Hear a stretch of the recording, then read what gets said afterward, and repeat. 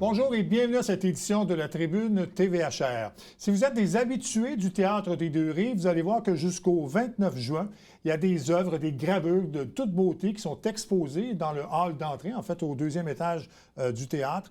C'est des œuvres de l'auteur, compositeur, interprète Alexandre Bellegarde, un aspect de lui qu'on connaît un peu moins, mais vous allez voir, c'est magnifique. Et je reçois d'ailleurs Alexandre pour nous en parler. Alexandre, merci d'avoir accepté l'invitation. Un grand plaisir. On va faire le tour de ta carrière parce que vraiment, là, tes affaires fonctionnent très bien. Mais on va parler d'abord de cette exposition au Théâtre des Deux-Rives. C'est un aspect de toi qu'on ne connaissait pas, l'art visuel. Donc, ce sont des gravures qui sont exposées. Parle-nous exactement de ce que c'est, ce qu'on aura droit à cette exposition. Bien, en fait, ça fait des années que j'admire énormément l'œuvre de Richard Séguin en gravure. Bien sûr, je le suis comme auteur-compositeur, mais c'est un homme qui fait des gravures exceptionnelles. Et ça fait des années que je cherchais une façon d'ajouter un volet visuel aux légendes d'un peuple. Ouais. Donc, de raconter Pierre Lemoine d'Iberville, de le chanter, de le raconter, mais de le montrer aussi. Donc là, à travers mon regard, j'ai décidé de me mettre à la gravure pour partager ces personnages-là d'une nouvelle façon avec le public. Bon, donc c'est exposé, donc ces œuvres-là sont exposées jusqu'au 29 juin.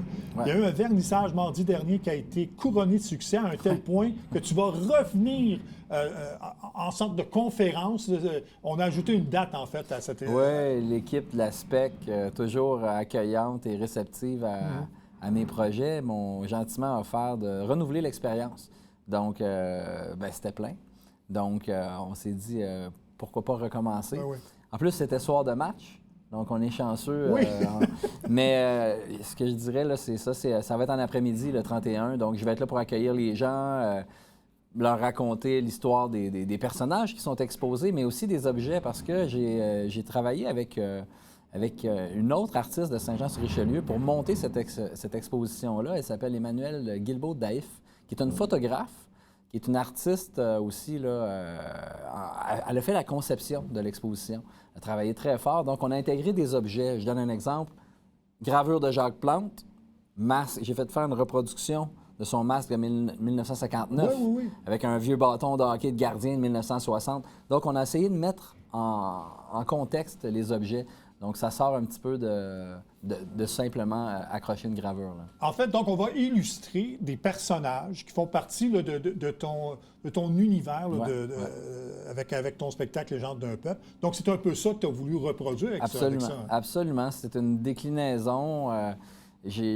Moi, j'ai fait ça pour m'amuser. Hein. Je m'en allais pas faire une exposition quand j'ai commencé à faire de la gravure. Là. C'était vraiment pour m'amuser. Puis finalement, il y a eu une campagne de sociofinancement pour le tome 10 de Légende d'un peuple qui sort le 13 juin. Ouais. Et pour ça, je me suis mis à vendre des gravures. Puis ça a tellement marché qu'on s'est dit, on va faire une exposition. Donc tu as approché l'ASPEC. C'est l'ASPEC que tu as approché. Comment ça s'est fait, ça, le rapprochement? En fait, non. Je crois que l'ASPEC m'a offert gentiment là, de pouvoir utiliser les murs de la salle où normalement je suis à l'intérieur, là, je suis à l'extérieur. Donc, ils m'ont offert ce beau cadeau-là. Bon. Il y a combien de gravures? Les gens vont pouvoir voir combien d'œuvres? Pour l'instant, on a 17 gravures qui sont là, mises en contexte. Puis, ça, c'est au premier étage, donc au parterre. Ouais. Et puis, au balcon, il y a une seconde. En fait, l'exposition continue avec mon atelier. Donc, on voit tout le processus. Ah. Donc, on voit vraiment d'où je pars. Mes collages, les plaques de gravure, les machines que j'utilise. Il y a des photos. Donc, Emmanuelle en a profité, étant donné qu'elle est photographe. Elle m'a suivi dans l'atelier. Elle a photographié tout ça, puis elle a mis ça en Donc, les scène. gens vont pouvoir voir comment t'en es venu à faire ces gravures-là, c'est ça? Absolument. Les gens, il n'y a pas de secret. Là. Ceux qui se posent des questions, c'est quoi une gravure? Ils vont voir tout le processus. Là. Est-ce qu'il y a des capsules vidéo? J'ai cru comprendre qu'il y avait des capsules vidéo. En fait, on est en train de développer... Cette exposition-là est supposée être prête juste en 2027. OK. Donc là, on est vraiment avant tout le monde, là, tu sais. Mais on veut développer une exposition numérique avec ça. Donc là, les gens, quand ils viennent voir l'exposition, il y a un code QR sous la gravure. Ils peuvent entendre la chanson. Okay. Ils peuvent entendre le livre audio. Donc, moi, je fais des livres avec mes... Ouais. Mais là, les chapitres, mettons, tu as Pierre Lemoine d'Iberville, tu écoutes sa chanson, puis tu es dans l'auto après, tu t'en retournes chez vous, 10-15 minutes, tu entends son histoire, donc en livre audio dans l'auto ou à la maison. Donc, on fait sortir l'exposition de la salle. Donc, on a un peu devancé les choses, parce que dans ta tête, je pense que tu veux que cette exposition-là se promène un peu partout. Bien, elle va déjà se promener. Oui, c'est déjà réglé, oui. Oui, on a déjà on a 3 expositions simultanées qui se promènent d'ici la Saint-Jean-Baptiste. OK. Donc, on a Saint-Jean. Ouais. Il y a Saint-Antoine-sur-Richelieu dans le cadre du festival Chant-de-Vielle. Et il y a à l'espace Félix Leclerc sur l'île d'Orléans. Donc, tout ça, ça se passe d'ici la fin juin en même temps. Et puis ensuite, ensuite, il va y avoir la Maison Le Pailleur à l'automne à Châteauguay. Il va y avoir aussi, je m'en retourne en Corée, au Japon. Donc, ça va se promener. Oui, là, tu parlais de la Corée et le Japon. C'est ça qui est extraordinaire dans ton œuvre. C'est que tu parles de légendes, de personnages qui sont principalement québécois et tout ça. Et ça remporte un succès fou un peu partout dans le monde. Comment t'expliques ça? Je ne sais pas, en fait. Je crois que les gens sont curieux. Tu sais, moi, je suis allé voir le spectacle de Chloé Sainte-Marie une fois qui était complètement en Nino Haimoun. J'ai compris rien. J'ai compris aucun mot de toutes les chansons, mais je les ai senties, par exemple. Et je pense que c'est pareil pour les gens. Je crois qu'ils sont curieux. Quand j'étais petit, j'allais voir des spectacles en anglais, je ne comprenais pas un mot. On comprenait pas, non. Donc, les gens, il y a la musique. Hein? La musique, ça peut rejoindre les gens au-delà des mots. Là, maintenant, il y a les images aussi. J'ai des interprètes. Hein? Quand je fais des spectacles à Séoul ou dans les villes environnantes, là, en Corée, j'arrive de Corée, là, ça fait un mois. On a fait une dizaine d'événements. Et j'avais des interprètes qui étaient là, mais il y avait aussi du public francophone ou francophile. Ça, il y en a partout dans le monde. Et juste en Amérique, là, on est 33 millions de personnes à parler le français. Donc, au Québec, on est 8 millions à peu près qui parlent le français, mais si tu vas aux États-Unis, il y a 10 millions de francophones à travers les États-Unis. Tu vas au Mexique, en Colombie, où je suis allé, au Brésil. J'ai fait une vingtaine de pays. Partout, j'ai eu du public francophone, mais il y a aussi des événements pour les allophones, pour les gens qui parlent la langue locale, mais avec des interprètes, ou comme en Corée, avec les textes en coréen derrière moi, qui étaient projetés.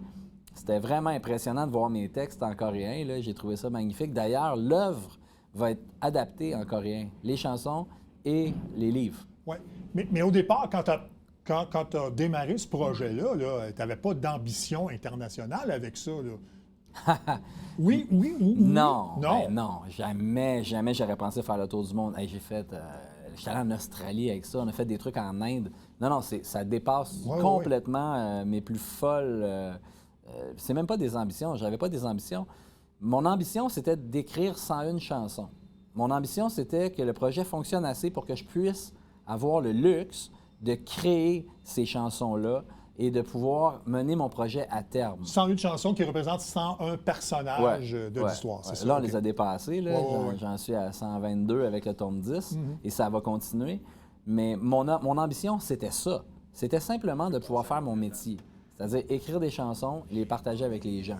Mais tout le reste, c'est du bonus. Je ne m'attendais pas à faire des tournées internationales. Mais comment c'est parti ce projet-là de Légende d'un peuple? C'est parti de mon sous-sol.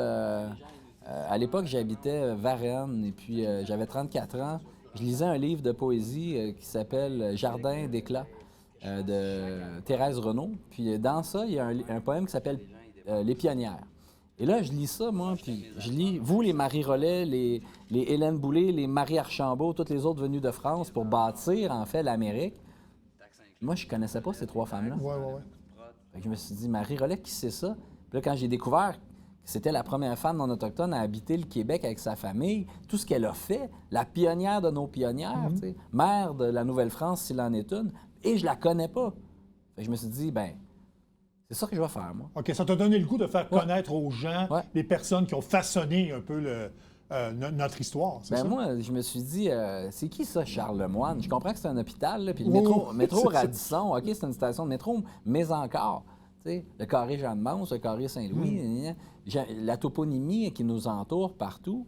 Donc, tu sais, on a la rue Champlain, mais Champlain, à part le fait qu'il a fondé Québec en 1608, puis qu'il s'est promené en bateau, les gens, ils peuvent difficilement nous en parler. alors qu'ils ont des vies phénoménales. Ouais. Alors, j'ai eu envie de me laisser... Moi, j'ai toujours aimé partager ce que j'aime, mes découvertes. Quand j'étais plus jeune, c'était des chansons, des groupes de musique. Puis là, c'est des personnages historiques. Oui, c'est ça. Donc là, tu sors ton 10e album. Là, tu dis que tu es rendu à 122 personnages. Qui allons-nous découvrir dans ce 10e album-là?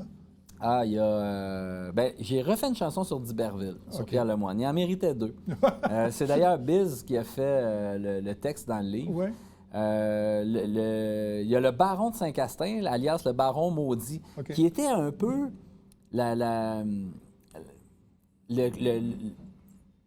d'Iberville, c'est le corsaire, puis lui, c'était le guerrier sur la terre. Fait que, mettons Boston, imagine la ville de Boston en 1700 quelque. Là, tu as d'Iberville qui t'attaque avec ses canons de la mer, mais l'autre bord, tu as le baron de Saint-Castin, alias le baron maudit, avec une gang d'Abénakis qui attaque le village, mais sur la terre. C'est l'enfer. Donc, c'était comme deux flamboyants guerriers. Fait qu'il y a ces deux-là. Il y a Rina Lanier, qui est de la région, la poète aussi. Il y a Marie Lanier, qui a fait le texte pour Rina. Marie a écrit notamment la biographie sur Rina. Il y en a 11, en fait. Donc, à chaque fois, j'ai 11 personnages. Des aventuriers, hommes, femmes, des gens du Québec, mais des gens aussi de d'autres pays, mais qui ont tous en commun la francophonie et l'Amérique, en quelque part. Bon, et tu vas repartir en tournée, j'imagine, avec cet album-là pour nous faire connaître ces personnages-là? Oui, bien en fait, mes tournées sont toujours décloisonnées, c'est-à-dire que je ne pars pas en tournée avec un album, c'est plus avec un concept de chanson. Mettons, si j'étais à l'Halloween, on fait un spectacle d'Halloween, bien, on m'a raconté l'histoire des bourreaux, des sorcières, des pirates. L'histoire des Noirs, le mois des Noirs en février, ou le jour de la femme. Donc, je vais faire des femmes comme les Allumettières, comme les Paillettes, des gens qui Madeleine Parent. Donc, j'y vais plus par thématique que par album. En fait, tu intègres tes nouvelles chansons dans le spectacle qui est déjà existant. Et ça fait un spectacle qui est toujours renouvelé pour les gens qui vont te voir. Je fais jamais 2 fois le même spectacle. Puis, les personnages sont... C'est vraiment par thématique, là. Bon, tu donnes beaucoup de conférences aussi à partir de ça. Comment ça se passe? Tu vas dans les écoles? De moins en moins. De moins en moins? J'en ai fait des centaines. Oui. J'ai fait ça pendant 15 ans. Là, j'en fais moins. C'est mon fils qui prend le relais. Ah bon? Tranquillement. Donc, la semaine passée, on était dans une école à Longueuil. Il m'a accompagné, Loïc. Lui, il sort son album à l'automne. Mais c'est difficile de gagner sa vie au début en musique. Bien, c'est sûr. Alors, faire des contrats comme ça dans les écoles, d'abord, ça lui donne de l'expérience devant un public qui n'est pas toujours facile. Non. Donc, il a appris mes chansons, il a appris mes histoires. Écoute, il est né là-dedans. Il est excellent. Puis là, je l'ai amené avec moi cette semaine. Donc, tranquillement, il va reprendre le flambeau. Fait que des écoles, j'en fais encore, mais j'en fais moins qu'avant parce que je suis vraiment partout. Cependant, des conférences, j'en fais beaucoup dans les bibliothèques. Ça, j'aime ça. Et ça a eu beaucoup de succès. Tu en as fait quelques-unes à la bibliothèque Adelaire-Berger. C'est toujours plein. C'est étonnant. À chaque fois, je me demande s'il va y avoir du monde. Puis finalement, j'arrive là, il y a plein de chaises. Là, j'ai peur qu'il n'y ait personne, mais les chaises ça se remplit. Donc, les gens sont très curieux, très généreux avec ce projet-là. C'est bien agréable.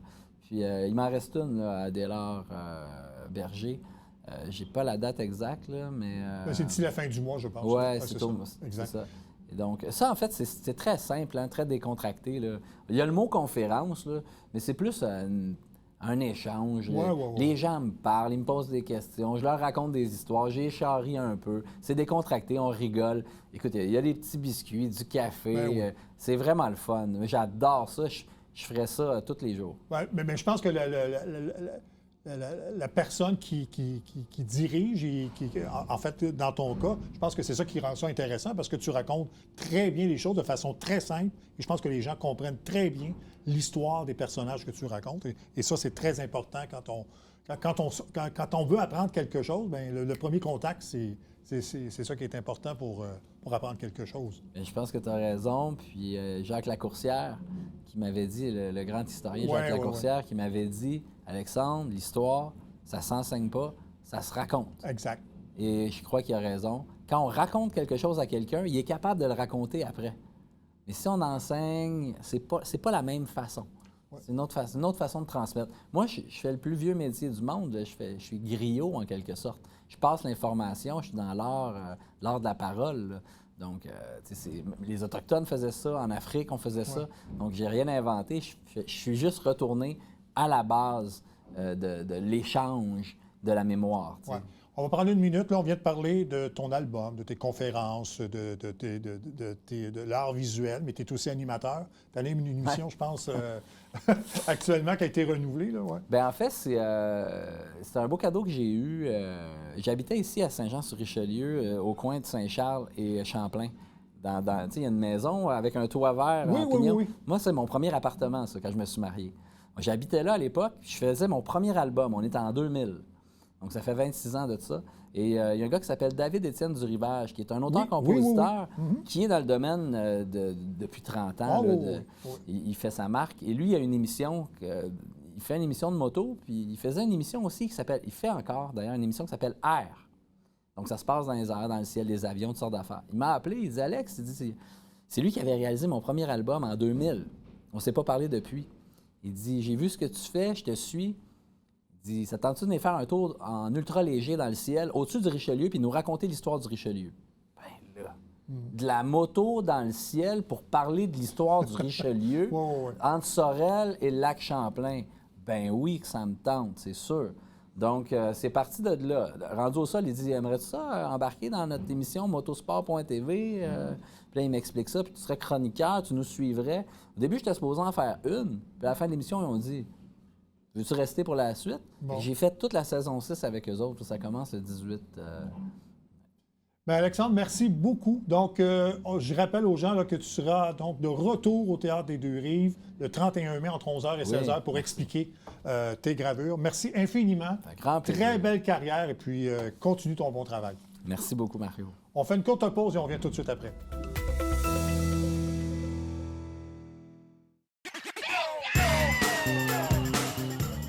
Le temps adepte du bingo, Télébingo vous permet de jouer dans le confort de votre foyer.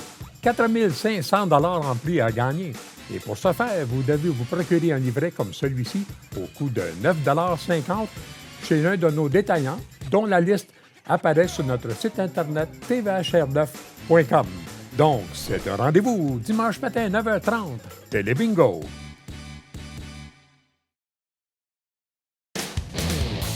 Salut, c'est Alex. Vous savez ce qui est le fun avec Sport Express? C'est pas juste qu'on a une équipe extraordinaire. C'est qu'on vous fait découvrir la relève, des hommes forts, des légendes, des Olympiens, des équipes locales et aussi des gens qui ont à cœur votre quotidien.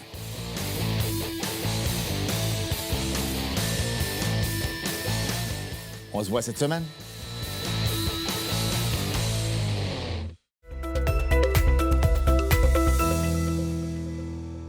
On a amorcé récemment des travaux de rénovation à l'Aréna de Marieville, investissement quand même important de plus de 1 million de dollars.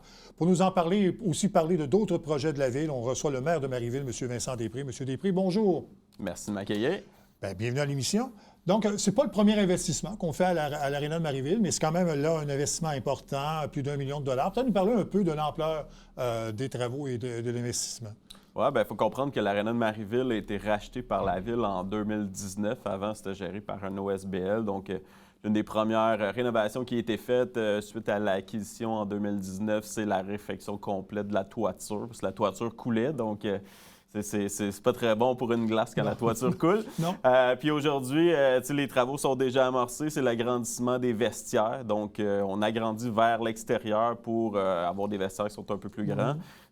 C'est quand même une infrastructure qui date depuis 50 ans, puis il n'y avait pas eu de modernisation là, à ce niveau-là. Donc, oui, c'est un investissement de tout près d'1,3 million là, qui OK. Donc, vous parlez donc de l'amélioration des vestiaires, mais il faut mentionner qu'il n'y aura pas d'interruption là, au niveau de l'utilisation des usagers. Non, bien, effectivement, on le fait durant l'été. Oui, il y a certaines portions de glace qui sont louées durant l'été. Par contre, on a mis en place là, une infrastructure pour que les gens puissent continuer d'utiliser l'aréna durant cette période-là.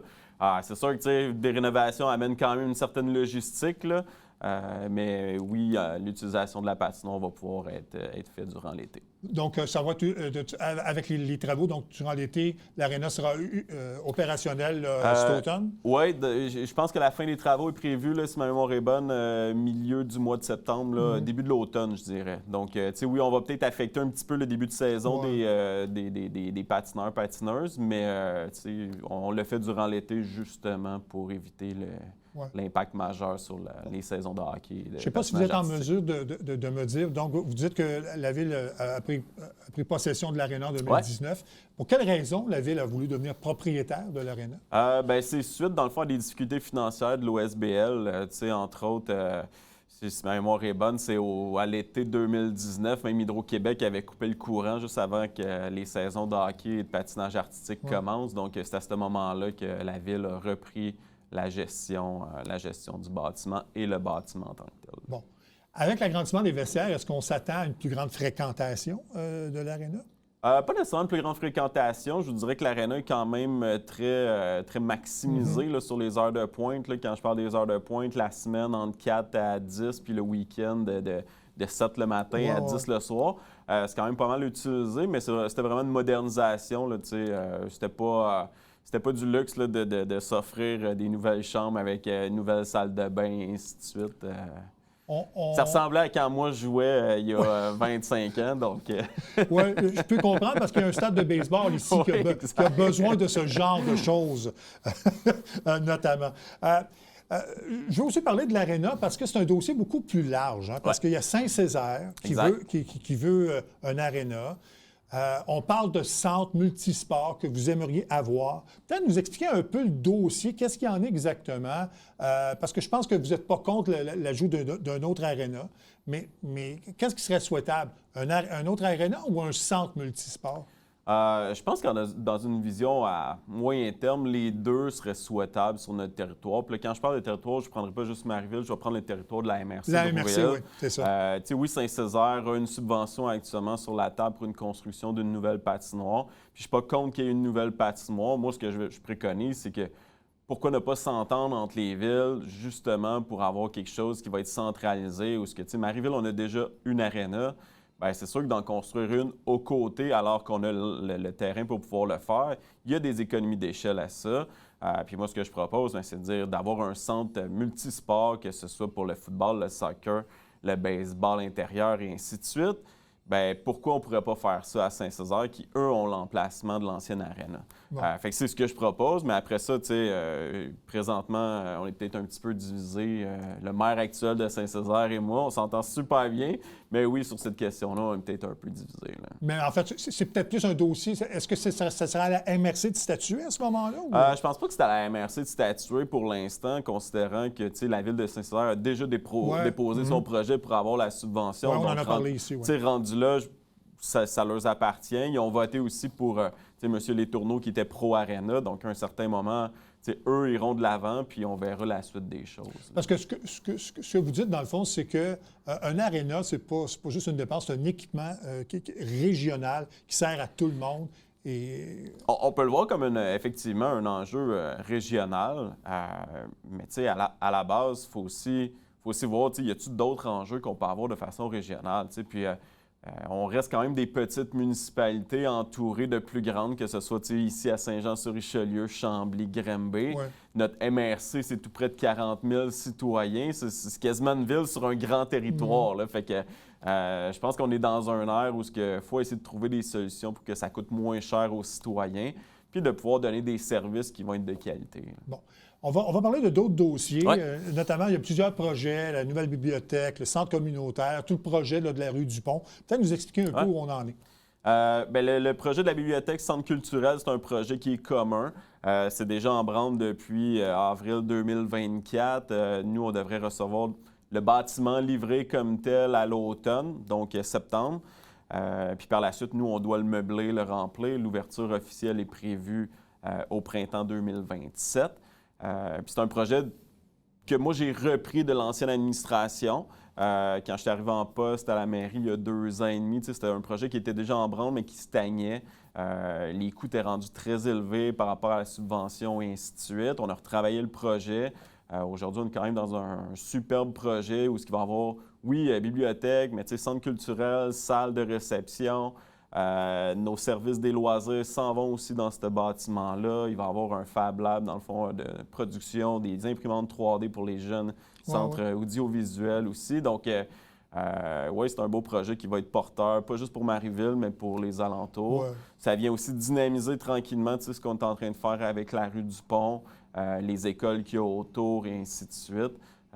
Donc oui, c'est un beau projet. On a bien hâte de pouvoir en faire l'ouverture. Oui, de toute façon, de ramener tous les services, dans le fond, dans le même endroit, Bien, effectivement, là, on voulait optimiser tout ça, puis c'est ce qu'on est en train de faire avec ce beau projet. Un autre beau projet, Ouais. et on parle même d'un grand projet, c'est le plan vélo. Mm-hmm. Bien, le plan vélo, on sait que les gens bougent de plus en plus, se déplacent, que ce soit en vélo, en trottinette, en patin à roues alignées. Ce qu'on a fait, on a déjà, nous, la route des champs, donc la piste cyclable de la MRC. Mais à Marieville, ce qu'on a fait, c'est je vais dire, c'est un peu un projet pilote parce qu'on n'est pas allé de grands investissements au niveau du plan vélo. Mais ce qu'on a fait, c'est qu'on a utilisé nos grandes rues qui sont très, très larges pour condamner un côté de rue où, dorénavant, c'est piste cyclable. Donc, il y a un circuit à l'intérieur de Marieville pour que les gens puissent se déplacer. Mais ça a aussi été pensé pour que les jeunes puissent l'utiliser pour se déplacer vers les écoles. Donc, il y avait ça aussi derrière ça, où on veut que les jeunes bougent de plus en plus et qu'ils soient moins sur leur tablette.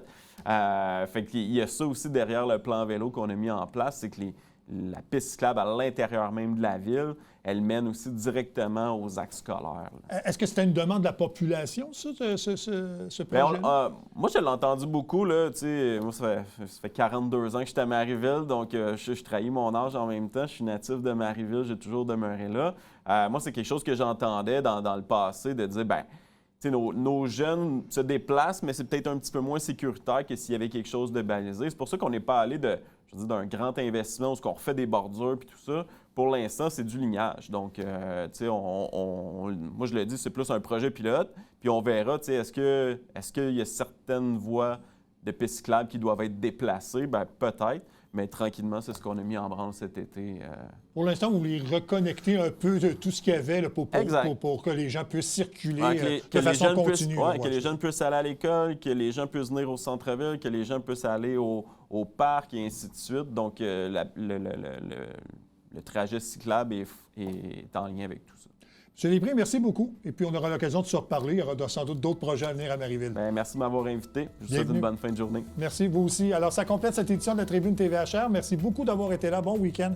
À la prochaine. Au revoir.